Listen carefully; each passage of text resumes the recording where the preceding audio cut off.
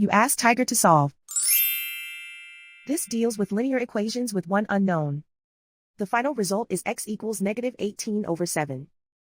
Let's solve it step by step. Group all constants on the right side of the equation. Subtract 4/7 from both sides. Combine the fractions. Combine the numerators. Reduce the zero numerator. Simplify the arithmetic.